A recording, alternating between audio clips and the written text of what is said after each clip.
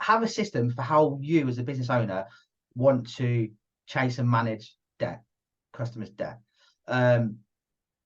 And this needs to be unique for every customer because okay, well, sorry, for every plumbing heating business. Like I said, all plumbing heating businesses come in all different shapes and sizes. You've got different customers, you've got different needs, you've got different terms. A plumbing heating business might look after letting agents, in which case they might pay a bit slower, or they might look after domestic customers, in which case you shouldn't be doing work unless you get paid up front. That's the ultimate goal.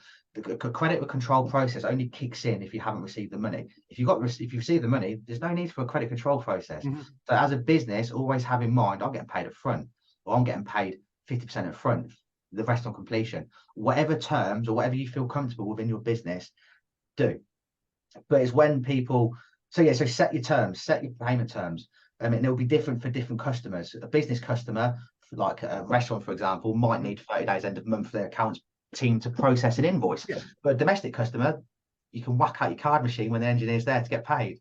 Yeah. So do structure your credit control process to the individual customer and structure your terms according to that. But this process sort of like kicks in when people haven't sort of like gone through when people haven't adhered to your terms. Yeah.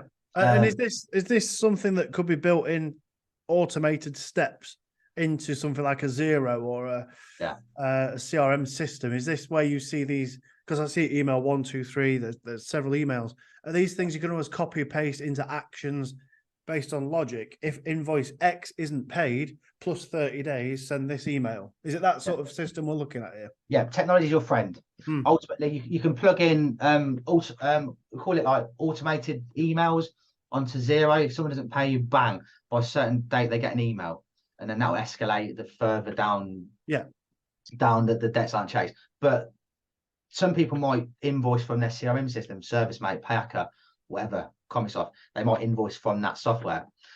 So that's why these are like designed to be Word templates, which you can copy and paste and tweak and brilliant, and instill how you see fit. But technology is your friend, automation is your friend.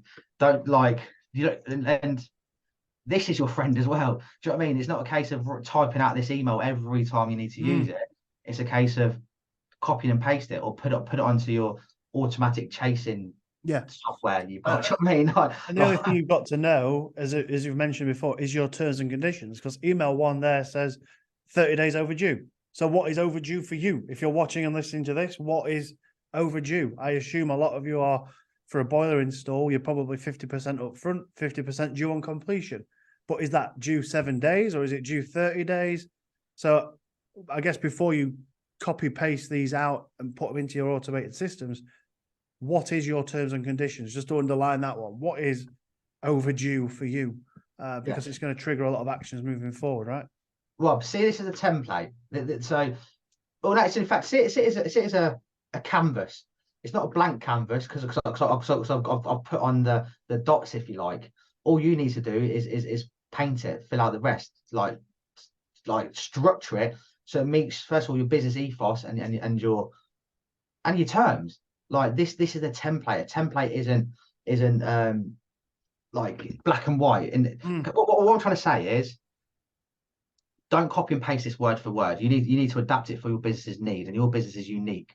But use this as a starting ground, a foundation. So you're not starting from a place of fuck, I don't know where to start. I don't know where to begin. I'm giving you that step up. I'm giving you that first push into a direction of for you as a business owner to then utilize and edit it accordingly. So where do we go from? Because on shared screen I can see we've got email 1, email 2, email 3. And then we've got 43 days overdue. Have you seen this? I assume you've created this because there's been a need. This happens quite often, does it? Is this a risk that plumbing and heating businesses see? Yeah. There's a lot of bad debt. There's a lot of bad debt in the plumbing and heating industry. But there's a lot of ways to mitigate bad debt as well by, like I said, paying up front, make it easier for customers to pay you. Don't put barriers in the way. So, for example, I had a plumbing and heating customer who was quite new to business, sent out loads of invoices, and he was like, "Hey, I'm not getting paid." I'm like, "Let's go look at your invoice, mate." Didn't put his bank details on his invoice. Do you know what I mean? Or he was getting loads of phone calls from his customer saying, "Oh, but how do I pay you?" Do Do you know what I mean? Like it's just like there's always a reason for not. Yeah, But yeah, always a we reason have to make it easy for our customers to give us money. Yeah, yeah, It's unbelievable, isn't it? It's yeah, but like I say, common people get stuck in the busy. I'm busy on the tools, busy on the tools. I'm out in the van. I forget to do invoicing, and it's the most important thing. Get yeah. paid. Gotta Make it easy. Make it easy. exactly. Like, and even state to your customers, like, if I'm going to come out to a diagnostic call, well, it's going to be X amount for me to come out, then X amount thereafter. Do you know what I mean? Like, and oh, by the way, payments due then. Do you know what I mean? Like always up front. I've got a company in business in London who are so busy that they get paid up front, and they do not send an engineer out unless they get paid up front. And guess what?